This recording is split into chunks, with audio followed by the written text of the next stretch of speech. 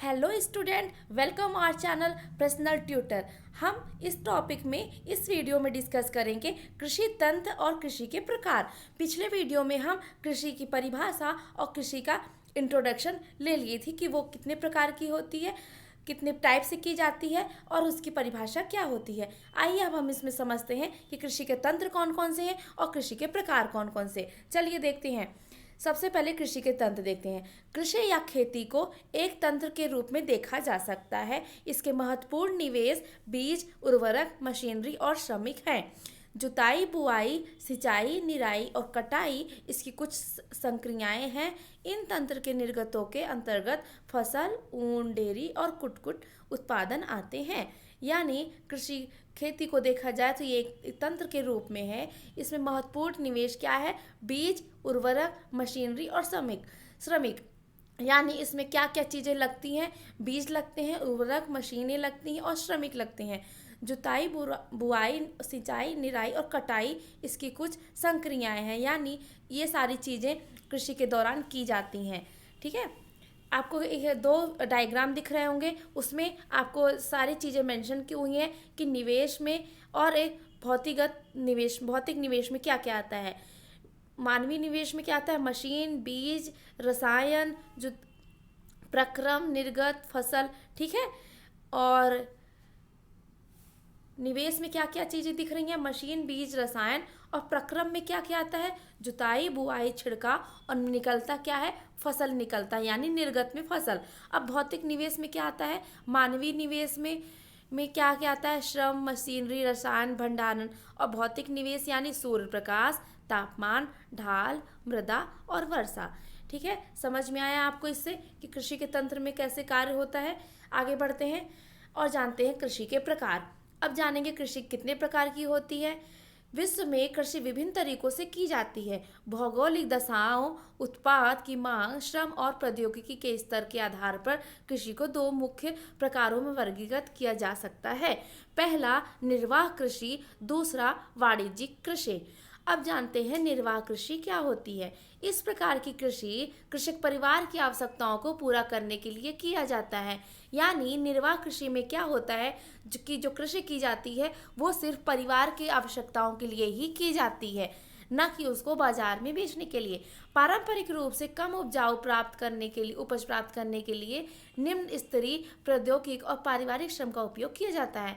अब क्या होता है कि इसको कम उपज लेना है तो कम श्रम का उपयोग करके ही और पारिवारिक श्रम का उपयोग करके ही इसको कर लिया जाता है। निर्वाह कृषि को पुनः गहन और निर्वाह कृषि और आदिम निर्वाह कृषि में वर्गीकृत किया जा सकता है। अब निर्वाह कृषि भी कई प्रकार की होती हैं, जिनको गहन निर्वाह कृषि, आदिम निर्वाह कृषि में वर्गीकृत किया गया है। अब समझते हैं कि गहन निर्वाह कृषि में क्या होता है। में किसान एक छोटे भूखंड पर साधारण औजारों और अधिक श्रम से खेती करता है। गहन निर्वाह कृषि में क्या होता है कि किसान जो होते हैं वो एक छोटे भूखंड पर ही साधारण औजारों और अधिक श्रम से खेती करते हैं। अधिक धूप वाले दिनों से युक्त जलवायु और उर्वर मृदा वाले खेतों में एक वर्ष में ही एक से अधिक फसलें उगाई जा सकती हैं। अब इसमें क्या होता है, जहां अधिक धूप वाले दिन होते हैं या फिर उपयुक्त जलवायु, उर्वर मृदा वाले खेत होते हैं, वहां एक वर्ष में एक से अधिक फसलें उगा लेते हैं किसान। चावल मुख्य फसल होती है। अन्य फसलों में गेहूं, मक्का, दलहन, तिलहन शामिल हैं। अब ऐसी गहन निर्वाह कृषि में सबसे मुख्य फसल कौन सी होती है? चावल होती है। अगर आपसे क्वेश्चन पूछा जाए कि गहन निर्वाह कृषि की सबसे मुख्य फसल का नाम बताइए तो आप बताएंगे चावल। अन्य फसल कौन सी होती हैं? गेहूं, मक्का, दलहन, तिलहन। गहन निर्वाह कृषि दक्षिण पूर्वी और पूर्वी एशिया के सघन जनसंख्या वाले मानसूनी प्रदेशों में प्रचलित है। अब आते हैं आदिम निर्वाह कृषि। ये में स्थानांतरी कृषि और चलवासी पशुचारण शामिल है। यानी आदिम निर्वाह कृषि में क्या होता है कि आज हम एक जगह पर कृषि कर लिए तो दूसरी जगह जाके हम फिर से कृषि करने लगते हैं। यानी घूम घूम के कृषि करते हैं और जगह बदलते रहते हैं। चलवासी पशुचारण भी इसमें शामिल होता है। आगे बढ़ते हैं। स्थानांतरित कृषि क्या होता है? अमेजन बेसिन के सघन वन क्षेत्र उष्णकटिबंधीय अफ्रीका, दक्षिण पूर्व एशिया और उत्तरी पूर्व भारत के भागों में प्रचलित है। ये भारी वर्षा और वनस्पति के तीव्र पूर्वजनन वाले क्षेत्र हैं। वृक्षों को काटकर और जलाकर भूखंड को साफ किया जाता है, तब राख को मृदा में मिलाया जाता है तथा मक्का, रतालू, आलू और कसावा जैसी फसलों को उगाया जाता है।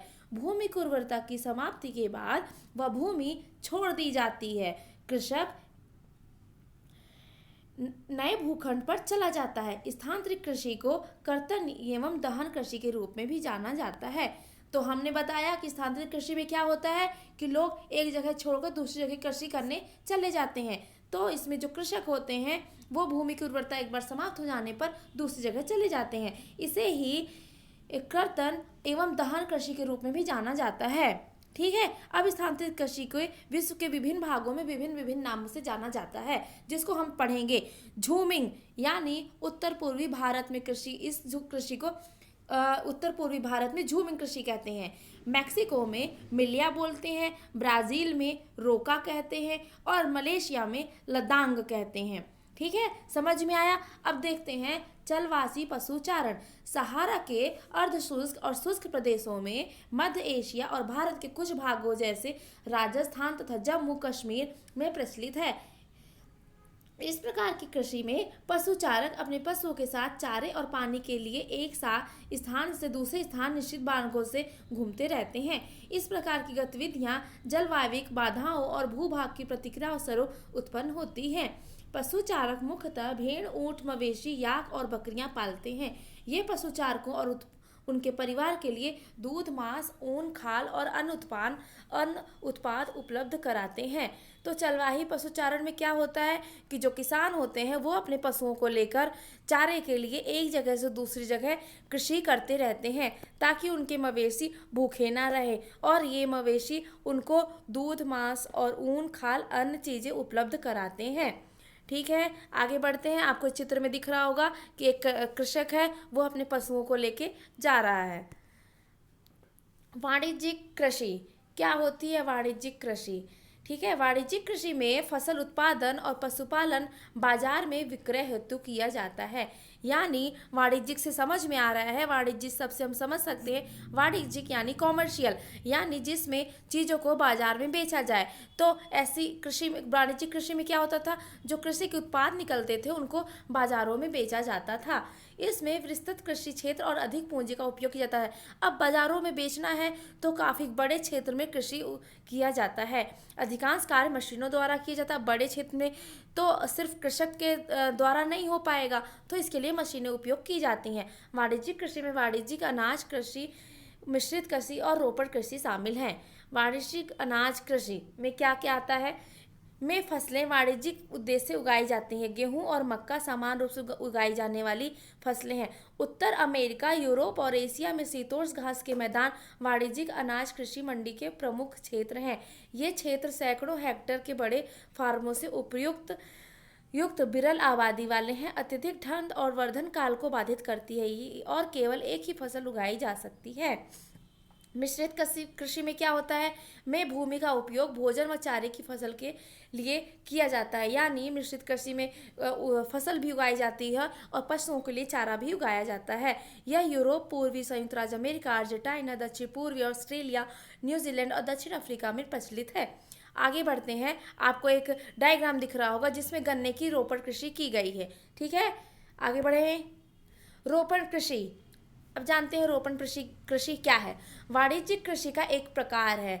यहाँ चाय, कहवा, काजू, रबड़, केला अथवा कपास की एकल फसल उगाई जाती है।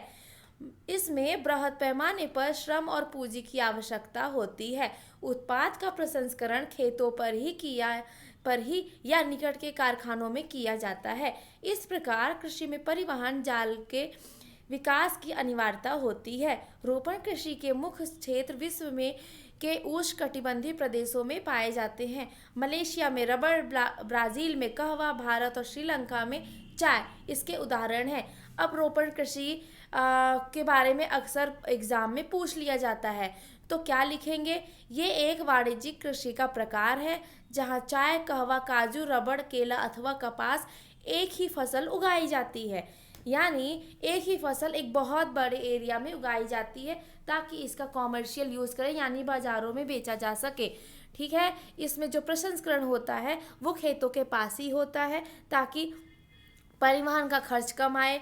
रोपण कृषि का मुख्य क्षेत्र कौन से? उष्णकटिबंधीय प्रदेश, जैसे मलेशिया में रबड़ उगता है, ब्राज़ील में कहवा, भारत और श्रीलंका में चाय। ठीक है, समझ में आया? आगे बढ़ते हैं। ये रही कुछ कृषि के प्रकार, कृषि के तंत्र, आपको समझ में आया होगा। आगे पिछले वीडियो में हम कृषि पढ़ चुके थे, इस वीडियो में हमने कृषि के तंत्र और प्रकार पढ़ा। आई होप आपको ये क्लियर हुआ होगा। Thank you.